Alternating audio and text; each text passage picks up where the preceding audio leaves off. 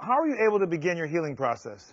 I was very fortunate, it was divine that I did wake up in that clinical depression because I was moving at the speed of light. And so I really, first and foremost, had to stop.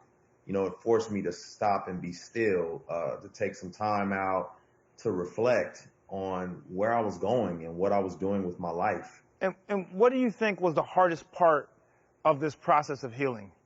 Acknowledging that I have an issue, first and foremost. It's like, okay, I have a problem. And then also the hard part as well is, to see yourself for who you are. A lot of times we just don't want to look in the mirror. We don't want to acknowledge what we'll have to go through to become a better version of ourselves. We despise the cocoon that turns a caterpillar into a butterfly. Mm. And that's hard, is just admitting I've got to go through a process, whatever that process is. And you say that it's changed you as a husband and a father. How was that? Absolutely.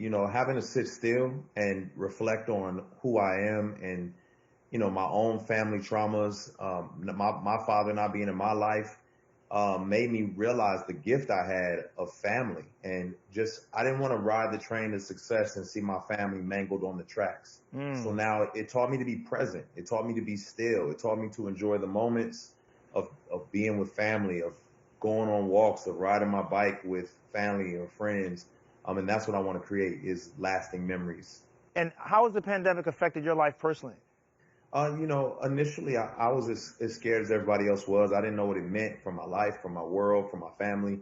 And then I did something that that's been helpful to me, is I thought about people who are in worse conditions, and it drove me to start serving other people who were either experiencing homelessness or addictions or incarcerated.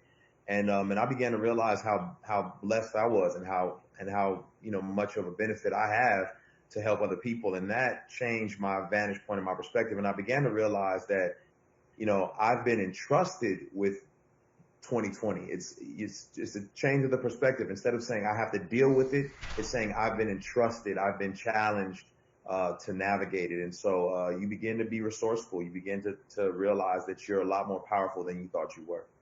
I got to tell you, I wish we had, we had a segment where we could have people sing to us, because obviously I would love to have you sing to our audience. So maybe we'll get that segment together down the road. But tell us about your new album and about your book that delves into your journey. Yeah, the album is called Restoration. It came out during this, time that we're in right now, this pandemic, which I thought was very helpful and necessary for people. And I'm just walking people through the trials and tribulations. Features from John Legend, Kirk Franklin, BJ the Chicago Kid, Danny Lay. And then the book is it's called I Am Restored: How I Lost My Religion and Found My Faith. And the book is really for anybody out there who feels as if they've reached the end of the road, that there's no hope left. And I want to tell people, if you can hope, you can heal. There's healing is always possible. Restoration is always possible. And I'm telling my story, showing off my scars so people can believe wounds heal. Well, I got to tell you, I think hope is one of the most powerful words and one of the most powerful emotions. And you definitely have a lot of it. Lecrae, man, I really appreciate it.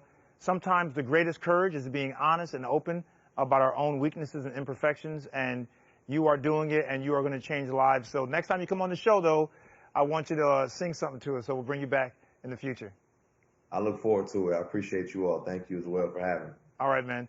Be sure to check out Lecrae's new book, I Am Restored: How I Lost My Religion but Found My Faith.